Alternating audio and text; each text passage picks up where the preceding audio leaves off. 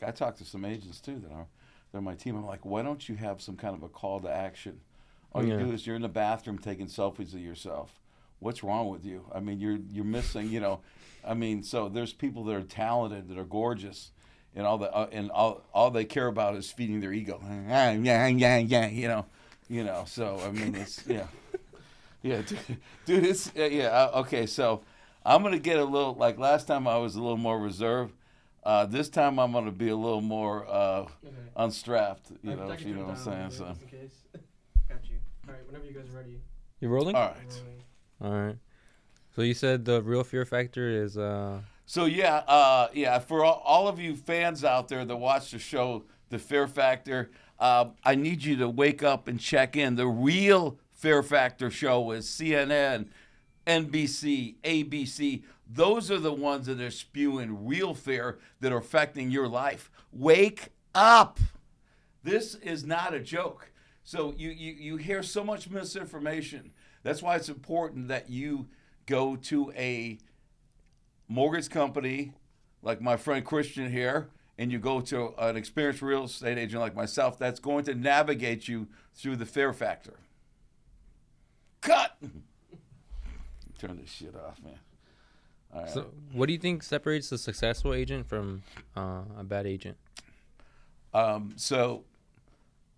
Great question. So, a successful agent, Christian, or I should say an unsuccessful agent, a lot of them have spawned out of, 2020 when the market was easy. I mean, you literally just stood there and business came up to you. So what happened is that was the worst thing that could happen for an agent if they came to the market, because then they became lazy and they hit the easy button. They didn't have to work hard. They effectively became order takers. A lot of them never learned anything. They don't know anything about programs. They wouldn't, when they use you, they have no idea what programs. They can't be a true consultant. A top producer is obsessed with learning. What do you think I do when I first wake up?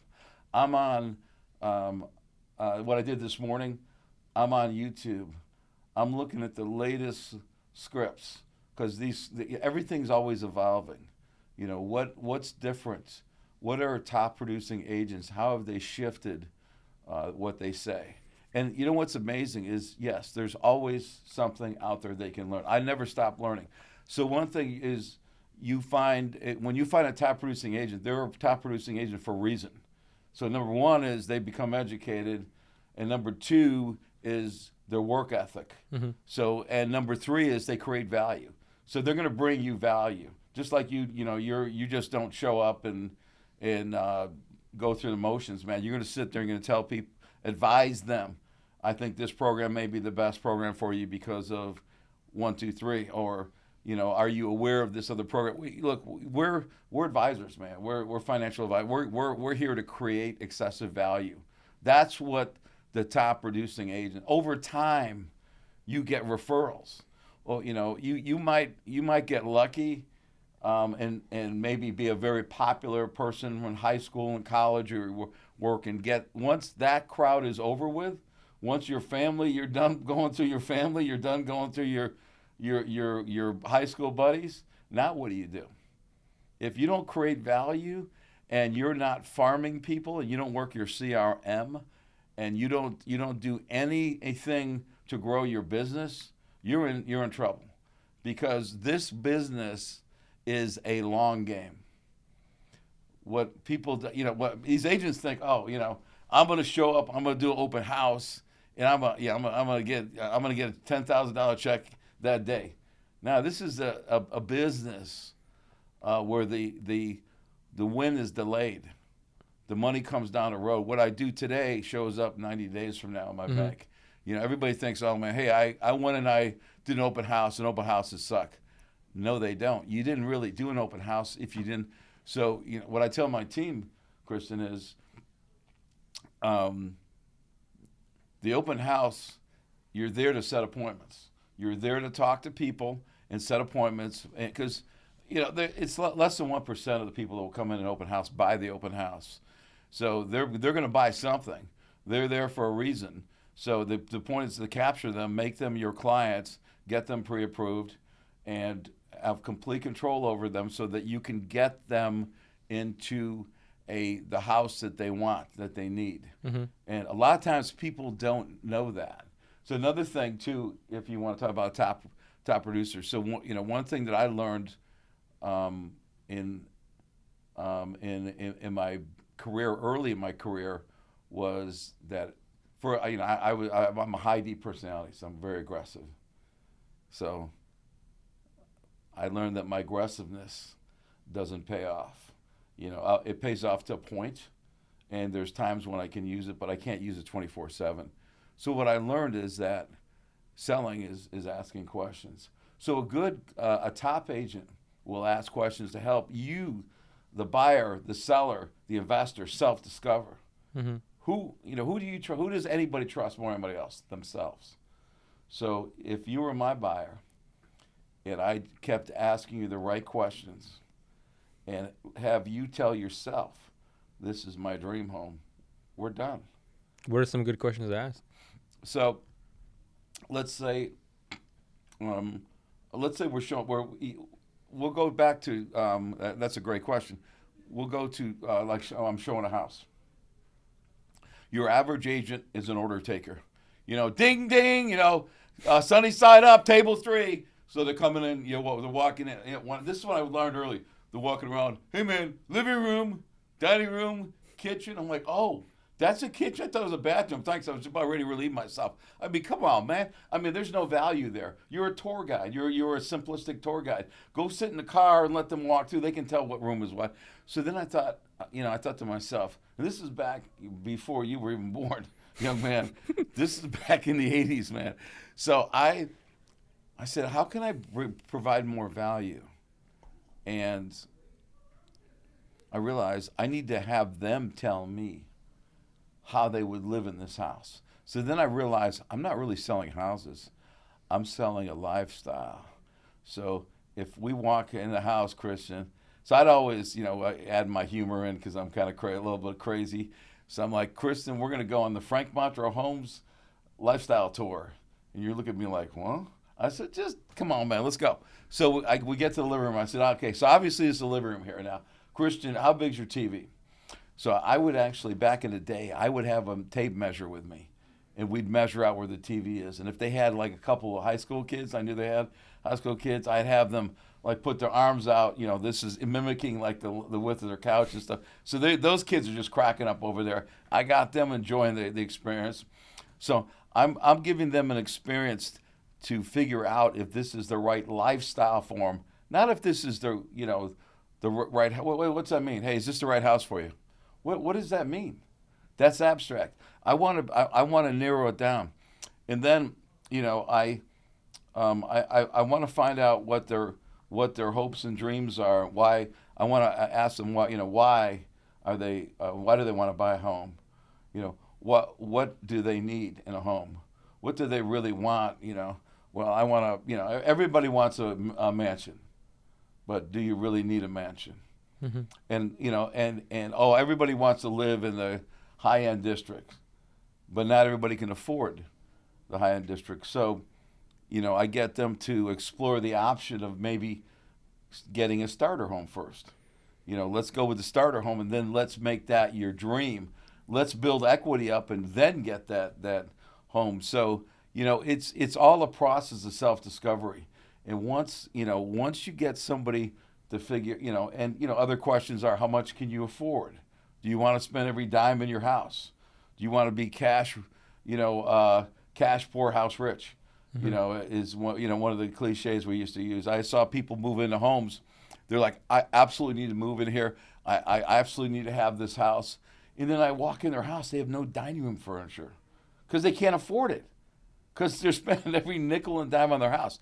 So we want to make sure that they understand, we want to educate them and by asking questions. Are you aware, that, you have to, furnish this house? This is not HGTV where, unless, a seller is willing to leave the furniture or sell you the furniture, you're going to get an empty house. So I have to, a lot. It's amazing.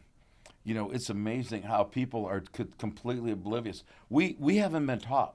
We're in high school and college. We're not taught what, all the good stuff. We're taught, stuff about the 1880s, about wars and stuff. I'm like, what? I don't even remember a fraction of the history and stuff I had to memorize.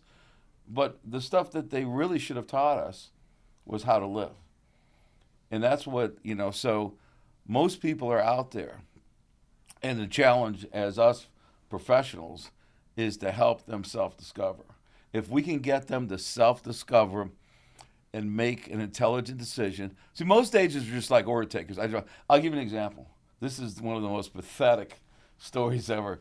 So this agent has a buyer, one of my listings. This was a long time ago. And she shows the house, and then nobody could reach her through the whole transaction. So I'm doing the legwork for the buyer's agent. I mean, the buyer can't reach the buyer's agent. The buyer actually calls me, for the final walkthrough and everything like that. So lo and behold, we're at the closing. Now, these days, back then, the closings took forever. So we're about a half hour into the closing. All of a sudden the door swings open, and guess who walks in?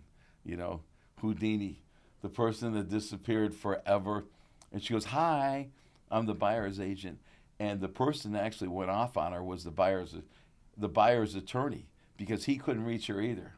So he had some nice choice words for her. She goes, "Okay." She was oblivious. She goes, "I'll be in the lobby. Let me know when my check's ready." And we're like, this is, like one of the most important days.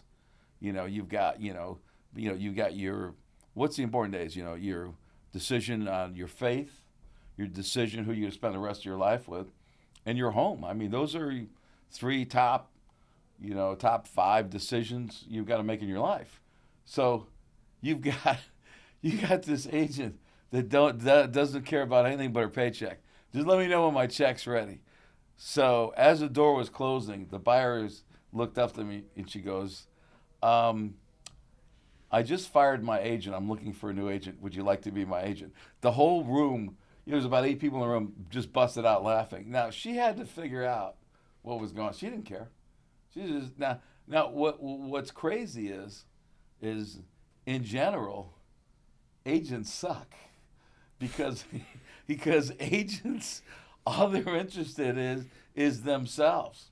They don't care, and that's what separates. If you actually care about people, which I do, and I know you do as well too, if you care and you focus on them and you help them get what you want, you can become a top producer, just because you're doing what you're supposed to be doing. People ask me why are you so intense, and why are you so driven and stuff. I love what I do, man. I bring good news, man. These agents that suck, which there are a lot of them out there, their thinking is all ass backwards. It's all like, what's in it for me? What's in it for me? I don't like talking to strangers, man. I'm like, I love talking to strangers, baby. I've got the good news, man. I tell my agents, like, if you were to go talk to a stranger and you had to walk up to them, and you let's say I didn't know your question, I had to walk up to you and say, "I have a check for 10 grand for you. Here you go." Would I be afraid to talk to you? No, man. I'm going to be excited, pumped, right? My adrenaline flowing. So I teach my agents, and I teach myself. This is how I approach strangers, because we have life-changing information. We're going to take a buyer, get him into home. They're going to be forced to save. You know that the average person on the South Side, their savings comes from their home? That's it. Most people don't save money. They don't know. Most of my business is on the South Side, but even overall, the majority of people, the majority of their savings is their home. Is when they pay it off, that's their nest egg. So we're bringing a lot more than $10,000. So if you're looking at a person and you're like, "Hey, man, when this person retires, I'm going to make them $350,000, $500,000. Why am I afraid? Now, if they know if they know. Now, if they're strangers and they don't know, they're allowed to call me whatever they want to call me. But once they know, and they're not gonna, I mean, hey, look, we've been taught, since we were kids, don't talk to strangers. Son, daughter, don't talk to strangers. They could hurt you, right? So there's that mentality. We all think, I can't talk to strangers. But baby, when we got the good news, man, we got that good stuff, man. We don't need to think that way anymore. We're bringing delayed gratification. We're bringing them their when they retire and they're like, wow, looking back, I wish I would have bought a house. They won't have that regret. They're going to say, I'm glad Kristen got me that mortgage.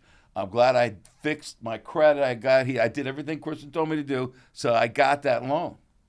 See, so this whole game that these realtors that suck play is a bad game. And they're actually doing a disservice to people. We are helping people at a high level. And the problem is our professions, a lot of people look down on us. Oh, you're not a doctor. Oh, you're a realtor. Oh, you're a loan officer. Okay. But do you realize what I do for you? Yeah, doctors can save lives and stuff. We save financial lives. We allow you, when you retire, you have nothing in the bank. Now you've got something. We're doing, I mean, it's time for us to get up and do a happy dance, baby. Now, when a bad agent doesn't prepare people, doesn't let them know that, doesn't give them the vision, and help them too. So now, if we can turn people into understanding that they're going to have that money when they retire, and it's important for them to take care of their home and to keep their payments current, because that's an investment, man. Because otherwise, we don't want people to just buy a home and just trash it, because then they're throwing away a gift. So I always tell, when I was on the buyer's agent side, I always tell, this is your gift to your family, and I get right in front of them. So I'll get, when we're signing a contract, I'll say, you understand what you're doing. You understand the gift that you're giving your wife and your kids.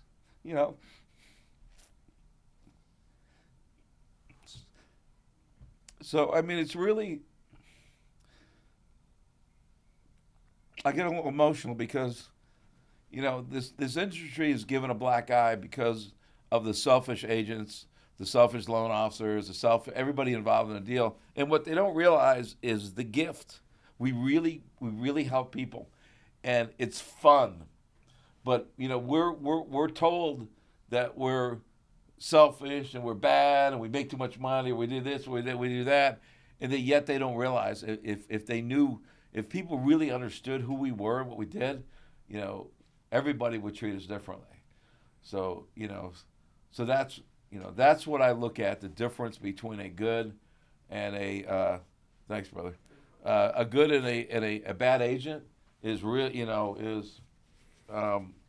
Yeah, I think one of my most satisfying experiences was the first client I ever pre-approved. When they first applied, they didn't qualify. And then the reason why, what they were looking to do is they were selling and buying. And so they sold like a house in Garfield Ridge, and it was really tiny. Like, I did an open house there. It was really small. Like and then so it was like 3 children, and I say children, but they were actually adults, but they were the children of the parents that reached out to my referral partner. And so they went from a really cramped situation where they didn't even qualify at first, and then they ended up buying like a nice house with like a finished basement, first floor, finished attic, and it was in Riverside. So it was just really satisfying being able to guide them from, hey, you don't qualify now, but if you paid on this, then you're going to be able to get it done. And see, that's fun. That's rewarding, and that's satisfying. So we just don't I feel bad for people that just go to work just to go to work, just to get a paycheck. See, that stuff, I love when I hear stories like that, because that drives me as well. And I think of one of my first sales. I was showing these people a small house, 2-bedroom house, on the southeast side of Chicago, and the couple, walked through and they said, you know what? We decided we want a bigger home. We looked through this. I'm glad you showed us this, but we really want a bigger home. We just, as we're walking through, we changed our minds. And then they had a single mom with them. And she's looking through. She's all excited. And I said, is this your home? And she's like, I would love it to be my home, Kristen, Frank. And she goes, but my lender down the street at 87th and Stony Island told me that, and now keep in mind, this is 1985, so this is a while ago, told me that they don't lend to single moms. So I said, do you trust me? She goes, yeah, I do, as a matter of fact. And she goes, will you go with the lender that I use?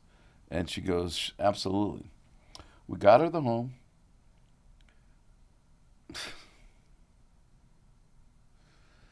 She came out of the closing, she looked up to God. She had tears coming down, and she said, thank you, God. And I pulled over, and I cried like a baby. And that was one of my defining moments in this business, is when I realized I could help people. This isn't just a job. This isn't just a paycheck. Because I had a lot of jobs when I was in high school, where I just want to make money, man. To go out and do what high school kids do. And you could let your imagination run wild on that one. But now that I was, out of college and I wanted to do something with my life, that was rewarding, man. I've had a couple other times too where, very similar, like, people were, I remember we had one person with their credit score was like in the low 400s. It took them 2 years, but we gave them a plan. They worked through that plan, and they were diligent. I mean, most people won't work that hard, but they really wanted a house. And so, at the end of the day, people say to me, hey, my credit's real messed up. Can I get a house? And I'm like, are you willing to do the work? It all boils down to, are you willing? Real estate agents, you want to be a top producer? Are you willing to do the work? Loan off, same thing, man. These people come in, these realtors come in, and they're like, yeah, man, I want to be a millionaire in my first year. I'm like, okay, and what's the plan, bro? And so I don't know, do a couple open houses, and no, it's gonna take a little while to be a millionaire, depending on what price point you're in too.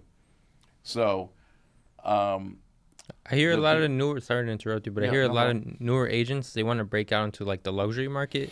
Mm-hmm. What are your overall thoughts on that? So, here's my thing on luxury market. So I've got friends that are in the luxury market. A good friend. I was on stage the other night with Matt Laracy, who's the number one agent downtown Chicago. He's in the luxury market. So it's what people don't understand. It's not something that happens overnight. And a lot of these people live the luxury lifestyle. They drive the luxury cars. They live in luxury apartments or downtown or luxury condos. They belong to the same clubs. They hang out. A lot of the business is referral business. Not all of it. I mean, you can still, but if you come in as a new agent and you don't know what you're doing, the luxury market is not the place for you to start. You can eventually work your way in there and slowly work you, but you can't. But as for a new agent that doesn't know anything and doesn't have any value to bring, and they're living in a small 1-bedroom apartment and they're driving a $500 car, you're not going to impress. You have to have a certain, truth be told, whether it's right or wrong. People in the luxury, are looking to be, they're looking for successful people to help them. They'll believe, they're more concerned about the outward than other markets. So, from a if you want to get into the luxury market, then you need to join as a new agent. I would say join a team that specializes in luxury, learn from them, and be part of that whole group. Otherwise, on your own, it'd be very difficult to. I mean, unless you live downtown and you come from a rich family and you're part, you can get a lot of referral business that way. I mean, I know a lot of a lot of luxury people that their business is referral. It's a lot more in that space. It's a lot more referral than it is door knocking and cold calling. Not to say that's not done. That is done in the luxury market as well too. But you really have to be part of that tribe, so to speak. Mm-hmm. And the easiest way as a new agent is go research who the top ones are and see if they'll give you an interview to join the team. Yeah, I think they have to see you as a peer, right, instead of someone below them, in order to work with you. I'm sorry, what? You're saying like luxury clients from outside looking in, it seems like they need to see you as a peer, right? Someone. That's a good word choice. Yeah, exactly. Yeah. Yeah, they don't want they don't want some newbie coming. That's the other thing too. If they find out you're a new agent, here's the deal too. So people in the luxury market, they have friends that are agents already too. So it's not like you're going to come in and take away their friend, unless you have excessive value. You can take a guy like the number one guy that I mentioned earlier. They may they may have some friends that are realtors, but then they're like, hey, I want to go talk to the number one guy. Mm-hmm. That's value. Everything in life is value, Christian. You can't, I can't tell you how many agents I've seen come in and say, I want to get into the luxury market. And I look at them, I'm like, you can't even work in this market, let alone get in the luxury market. Come on, man. Yeah, I mean, I don't mean to be rude, but it's a reality check. You got to play a whole different ball game. And, like I said, one of the biggest killers is that they already know. They already have a realtor that they're dealing with and investing in, or they have friends. They're going to call their friend, hey, who's the realtor you use? They're not going to, some new person walks up to them and they're like, and you are who? And you've closed what? And you've done, what did you do before you just started 2 weeks ago? Yeah, no. You need to know someone. You need to, hey, your parents are in the luxury market. They can introduce you, and they can get you started that way. Those are different ways. Otherwise, join a team. Join a luxury team, pay your dues. A lot of people, this goes into this, people looking for the magic pill, people looking for the easy way. The people in the luxury market, they have paid their dues. You listen to people like Matt Laracy, that guy has earned it, and nothing was handed to him. So can someone new go into the luxury market? Absolutely. But it can't be done if you're an outsider. It can't be done overnight, and it cannot be done with just a couple actions or just expecting them to walk in and do business with you. You have to get around them and be around them, get referrals, know somebody that can refer you some business, and then build that way. So this is not, yeah. I mean, everybody's like, hey, man, because it's like a status, man. I'm a luxury agent, man, I'm curious, so what's the most homes you sold in 1 year? Off and on market, or just on market? I mean, the so number one. 364 on market and 445 combined, off and on market. Wow. And how do you get to that point? So, how do I get to that point? That's a great question. It doesn't happen overnight. So what I do, you have to build some repeatable. You have to have a repeatable, like a referral, whatever you want to call it. So I work with investors. So I've got guys that will just constantly buy. So that's my referral. If you're a buyer's agent, you work your database. You have whatever you are, whether you're working for buyers, sellers, or investors. So whatever you choose to do, maybe a combination, you have to build your database, your referral network. So you have to get to the point where 50% of your business is referral. And that doesn't happen overnight. And that happens through years of providing excessive value. So now it's different than back then.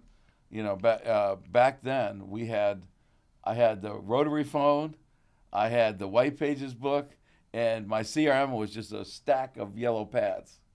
That was it. Now the CRMs can speed dial, can do drip campaigns and everything. So you can build I would say the first and the most important thing as a real estate agent is understand this is a long game. You need to immediately start working on your database. So that is your key to your longevity and your business and building your business. Is without a database, the rent's due every day. I mean, granted, I show up and I work my butt off every day, Christian, but I also have a repeatable business, and that's for all the years and years of stacking and building more investors and more investors and more. And wherever I go and wherever I speak, I'm always getting more clients, and that's the way it should be for anyone. And if you're in the business and you're providing value to people and you're staying in front of people, there's no magic to this. It's is doing a great job and staying in front of those people that you've done a great job with, and finding. So I always tell my agents, find 5 people that are high D personalities that just have it in their blood to connect. I'm a connector. So find 5 people like me. I mean, wherever I go, I'm like, hey, if you're in the room, hey, come here, Christian, come on over. I want to introduce. I'm just naturally wherever I go. I can't stop, bro. I can't. You can handcuff me. I'll be like, hey, Christian, go over. I mean, it's just you want to find a minimum of 5 people like that, and those are your stars. Those are the people you're always talking to. You have lunch with them. I probably my top 5. I probably go out once. Try to go out once a quarter, like for lunch or dinner, but a lot of times it's once a month. So it depends on what what the climate is and what needs to be done. But you have to build. Look, real estate is about today. If I were to define real estate, it's about building a database and maintaining a database and nurturing a database. In addition to showing houses and stuff like that, but your core. If I take you down to the basement of these top producers, they all have a wicked database, and it's that's their supercomputer. That's their brainchild, their main business. You can retire. I can literally stop right now and still have people calling me because I have developed such a strong database, and that's what new agents need to do. Don't stop looking for the magic pill and looking for everybody's like, I had one guy come up to me. We went to a seminar, brand new agent, and so he heard the Keller Williams, the jingle, the listing leads, leverage. So he's like, leverage. He goes, yeah. He goes, I like that leverage. I'm like, dude, you have nothing to leverage. Get the business first and then leverage. Get your data. And for agents, new agents, you want to see what your database is? Right here. You start with your cell phone. You port your cell phone into your CRM. You port your all of your social media contacts into your CRM, and then you start nurturing them. So you go on, you support them online. You DM them. Hey, what's going on, man? I'll be out your way. You want to grab a cup of coffee? Oh, hey, man, I just found out about this new program. Hey, you got any friends? I got this running a special, man, helping people. I'm doing a credit repair clinic. Teach you how to fix your credit for free. Anybody who wants to go. You're always just, providing value. It's not like, hey, man, you want to sell your house again? You're not in their face, man. I come to people. I'm just talking about value, man. People aren't going to run when they see me. Because they're going to look at me saying, I wonder what this guy has. This guy's all. People know that I'm always learning and I'm always pursuing knowledge and excellence. So they know when I open my mouth up, I'm not pestering them. It's the people that pester their clients give us a bad name. So new agents, luxury, that stuff, start hanging out where luxury people hang out. Start, start hobnobbing with them. Ask them, talk to, call up somebody downtown that's a head of an organization. Say, hey, I'm a realtor and I'm new in the business. I'm seeing what you do. I'd love what you do. I'd love to pick your brain. I'd love to hear how you're successful. People love to talk about themselves. You got to get in front. Hey, do you mind if I keep in touch with you and send you an article just once in a while? Just stuff that could be of value to you or your organization. Maybe if it's valuable enough, we can come and speak to your organization. I mean, you're always just all I do is promote. I'm just bringing value, man. Just if you want to call me an order taker, man, I'm an order giver. Just value number one, value number two, man. That's what it is, man. People don't know. A lot of people. I can't tell you how many times. This is crazy, man. I remember I went to a VA. It was years ago, but it was a VA conference, and they rented out White Sox Stadium. So they had like over 200 vendors. I was one of the vendors. So these people would come by and they say, "Oh, you're a realtor," because I just bought a house. I said, "Hey, did you know about this grant, that grant?" They're like, "Wait, what? Wait, what do you mean?" My realtor didn't tell me about that. They don't know, man. That's why when you bring something that can save people money or help them improve their credit, or you've got off-market properties, things, value adds that we bring, people are going to pay attention. They're going to be looking at what I'm posting. They're going to wonder, does he have anything new? Does he have any new properties? I figure out what people need, what people want, and then I provide that value. I pursue that. Yeah, I think you briefly mentioned it before we started rolling. What do you think is the correct way to use social media? So, first of all, foremost is be authentic. Whatever you are, do you. Because the worst thing, somebody eventually meets you and you're like, yeah, that's not the dude that I thought I was meeting. What else is he or she lying about? Be you.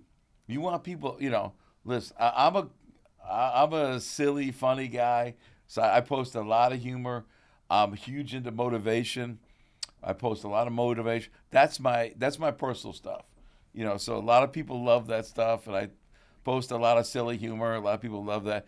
Then I do a lot of real estate stuff. I show my volume, and then I talk about my value to what I add. So you want to give people a reason, and then I will comment on other people's posts, and I'll DM them and create a relationship through DMs and stuff, and then I have people, I have people check on me once a month saying, hey, I got somebody that's talking about selling their house or buying a house. I got one today. In fact, through I got a call. A guy says, hey, this guy needs he needs a contractor. So and this guy, I call this guy up because I got my dad's house. I need to fix it up. Thinking about maybe moving back in it or else selling it. So it's a referral business, and it's proactively, and then it's when you run. The other thing too is you ask for business, so you politely ask for business. You provide value first, and then you say, basically, does anybody need this? Call me, in so many words. How you misuse it, how people are misusing it, is they're all about themselves. They want to feed their ego. This isn't a feed your ego game. But see, so many people are just, I see so many people with these selfies in the bathrooms and, these lip, I don't even know what they're, with this lip stuff. I don't get, I don't know what's going on. I'm like, yo, you don't need to do that to look good. In fact, you look kind of weird, man. So doing with the lip thing, and you know what? And then that's all they do. So they send me a message loud and clear. I'm looking for likes. I'm looking for likes. I'm looking for my ego to be stroked. I don't care. I mean, I see a lot of people like that. They get 300 likes. And I look at their, I look at their, I look them up online, see what kind of business they're doing. They ain't doing yet. And I always wonder, why don't they have like a call to action? If you got that many eyes on you, people don't, people are thinking about something else besides business, when they're looking at them. You know what I'm saying? I mean, just keep it real, man. So why not deflect that? Use that if you have that talent. Cool. God bless. Use that, but also point them in a direction, where if you're all about selfies and you're good at selfies and you have a big following, my God, have a call to action. Hey, by the way, y'all, now that you've seen who I am, let me tell you who I really am, and what I can do for you. I've got, off-market properties. I've got credit repair. I got, if you ever need any help. I mean, people don't know. Mm-hmm. You're not going to look at a selfie and say, oh, that person's got off-market properties because she's in the bathroom with her duck lips or whatever they call that. No, but why not? People misuse. They fall short, and so they think because they get 300 likes that they're successful. My job is not to get likes. Is a gazillion likes. I mean, if I get a lot of likes on a post, yeah, of course, that makes me feel good. But my job is to help people, and so when you approach social media, is what is it that works? And then, there's the old, what's the saying, R&D, rip off, and I can't think of what the D stands for, but, it's you rip off and duplicate, so to speak. There's no, hey, look, success leaves clues, right, guys? So, I mean, copy success. If somebody is posting something that works, I see one guy on Instagram, and all he does is post pictures of homes, and he goes 580 credit score, $6,000 grant. Now, I know that a little bit of that is a pump fake because you can't get that grant with that credit score. But I've heard, people get upset, but he gets a lot of looks, and he gets some business because of it. So it does work. Now, I'm looking at that and trying to reshape some of my, but it's like I talk about, I'm always constantly learning. So I'm watching, and I found this one guy, and it's working for him. But I want to make sure that I can convert. I don't need 3,000 likes with no business. Mm-hmm. What that doesn't pay the bills. That doesn't help me. That doesn't help other people. If other people are like, hey, you got to see this guy right up, No, I want people to say, hey, man, you changed my life, man. Thank you for that, man. Thank you for getting me into this home. That's more important to me. Look, I don't need trophies. I mean, when I win awards and stuff, in the real estate business for all the top producing stuff, I have a hard time walking in to get the award. I remember one time I came 20 minutes late into Keller Williams for the awards, and I was there early. I couldn't get out the car because I didn't want to be there because I don't care. I get my rewards when I see this lady crying, and I know I helped her. That's my trophy, bro. I don't need some piece of plastic. I don't even know where my awards are. I put some in my office for a show. Then I got a bunch. I see some in the garage. I say, they don't motivate me. They don't do anything. Now, when I first got into business, yeah, getting that trophy, I'm like, I finally made it. But then once I got going, I'm like, hey, man, the cool stuff is helping people. That's what I like. But social media is, there's a lot of popular people on there, but they're not monetizing their popularity. Or if you have all these likes, are they people that can buy houses?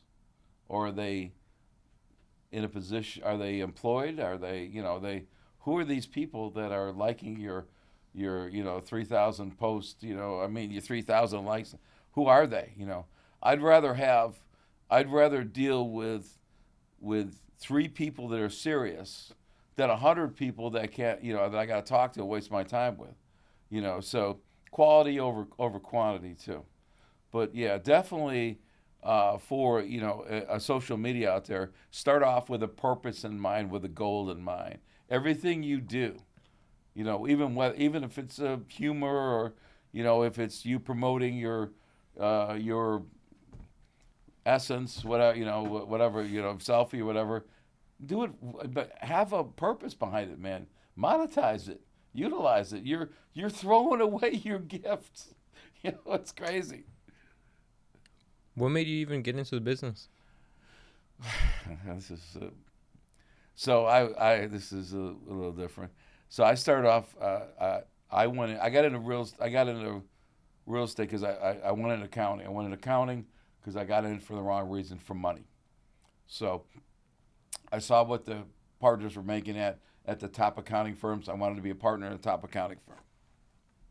I got in there. I worked for a great firm for 3.5 years, one of the top firms in the world, and I was miserable. They treated me like gold. They were a great company to work for. I've got zero negative things to say about the company. The only thing I have to say is that the experience didn't work for me. And then when I got out, I found out why. So I took a personality test one day, and the DISC test. And I recommend agents to do this as well too, and everybody to do this. So to make sure you're in the right space. We're all wired differently. We're sent on this planet to do something. We're not all sent to do the same thing. So I took the DISC test, and I took the advanced version. And in the advanced version, Kristen, it has a ranking of different jobs, what I'd be really good at, what I'm designed to be doing, and what I'm not designed to be doing. 1 to 50. Number 48 was accounting. I'm like, son of a, if I only knew that, I wasted all this time. But I couldn't understand why I was miserable. I didn't like being locked up in a room all day long cranking numbers. I was really good at math and really good at numbers, but when it came down to it, that's all I was doing was being behind a desk. And I like being around people. I like interacting with people. I feel like I can help people more. I'll do the numbers thing, but I want to get out and do the people thing too. And so real estate sales was on the top of the list of that. And so I pursued real estate. And then I went around the country to all my college roommates, saw the opportunity in Chicago. I thought, hey, this is where I want to be, man. I got up here, I'm like, this is definitely where I want to be. And I could see there was just such a need, especially, in black and brown communities where I primarily serve on the South Side. There's so many people that are they need the education. So it's fun. I can help people. I can educate them and help them become great and help them to live a better life. That's fun. Do you remember your first deal?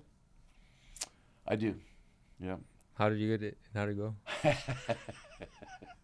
It was a listing. So it was it was a 15. I think it's.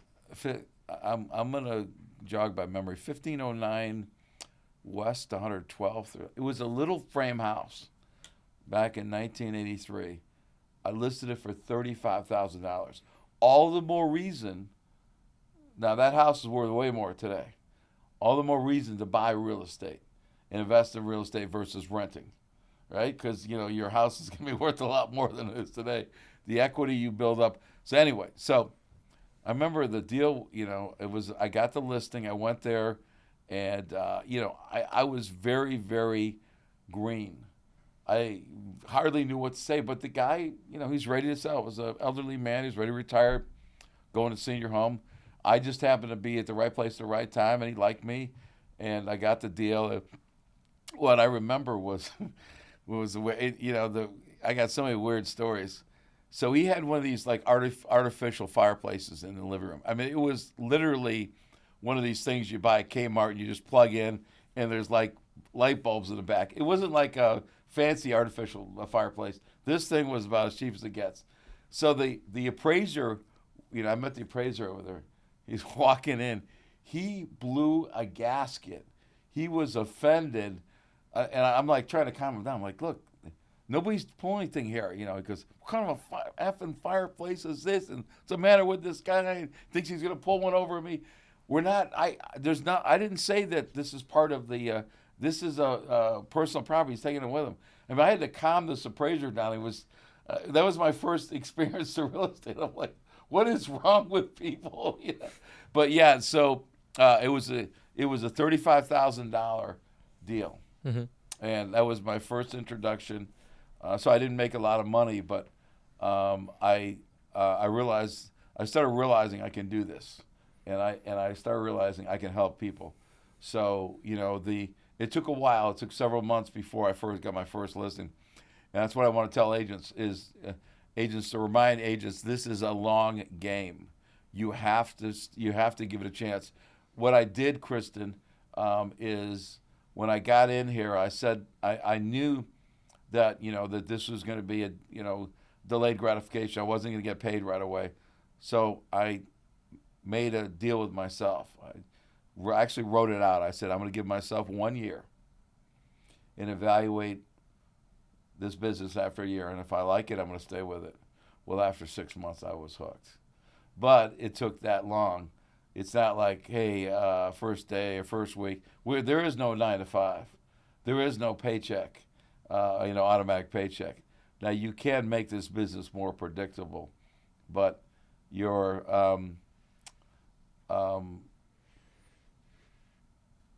getting into this business, you have to go all in, and you have to understand that it's going to take time before you actually start understanding this business and you start finding out who you are if you're made for this business. But take the DISC test first, the DISC, and see if your personality matches up. Because there's a certain type of personality that's better working with sellers, and there's other personalities that are better working with buyers. And the sellers, investors are kind of the same. The D personality are better. The driver personalities are better with sellers and investors, and the I's are better with buyers.